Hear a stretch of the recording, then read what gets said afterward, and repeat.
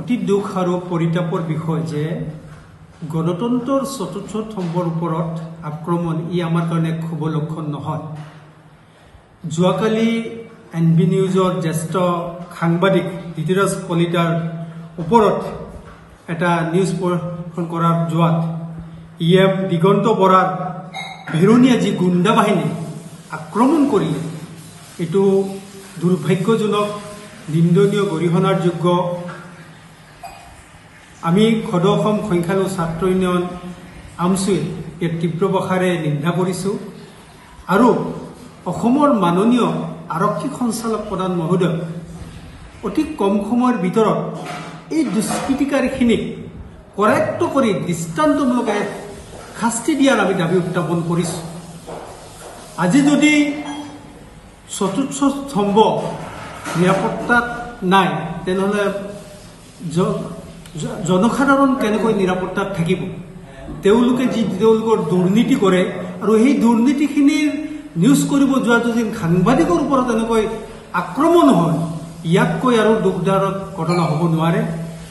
এইটো প্ৰথম আৰু অন্তিমটো ঘটনা হ'ব লাগে। এনেকুৱা এটা দৃষ্টান্তমূলক শাস্তি দিব লাগে যাতে এনেধৰণৰ ঘটনা পুনৰাবৃত্তি নহয়। তাৰ বাবে আমি অসমৰ আৰক্ষী সঞ্চালক মাননীয় মুখ্যমন্ত্ৰীক আমছুৰ ফালৰ পৰা আমি অনুৰোধ জনাইছোঁ। অতি দুখ আৰু পৰিতাপৰ বিষয় যে গণতন্ত্ৰৰ চতুৰ্থ স্তম্ভৰ ওপৰত আক্ৰমণ ই আমাৰ কাৰণে শুভ লক্ষণ নহয়। যোৱাকালি এনবি নিউজৰ জ্যেষ্ঠ সাংবাদিক ধৃতিৰাজ কলিতাৰ ওপৰত এটা নিউজ পৰিৱেশন কৰাৰ যোৱাত ইএম দিগন্ত বৰাৰ ভেৰণীয়া যি গুণ্ডা বাহিনী আক্ৰমণ কৰিলে এইটো দুৰ্ভাগ্যজনক, নিন্দনীয়, গৰিহণাৰ যোগ্য।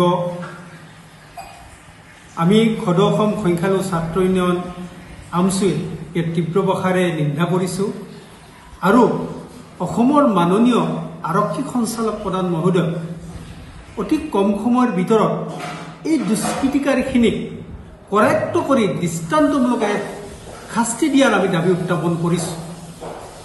আজি যদি চতুৰ্থ স্তম্ভ নিৰাপত্তাত নাই তেনেহ'লে জনসাধাৰণ কেনেকৈ নিৰাপত্তাত থাকিব? তেওঁলোকে তেওঁলোকৰ দুৰ্নীতি কৰে আৰু সেই দুৰ্নীতিখিনিৰ নিউজ কৰিব যোৱা যদি সাংবাদিকৰ ওপৰত এনেকৈ আক্ৰমণ হয়, ইয়াতকৈ আৰু দুখদায়ক ঘটনা হ'ব নোৱাৰে। এইটো প্ৰথম আৰু অন্তিমটো ঘটনা হ'ব লাগে। এনেকুৱা এটা দৃষ্টান্তমূলক শাস্তি দিব লাগে যাতে এনেধৰণৰ ঘটনা পুনৰাবৃত্তি নহয়।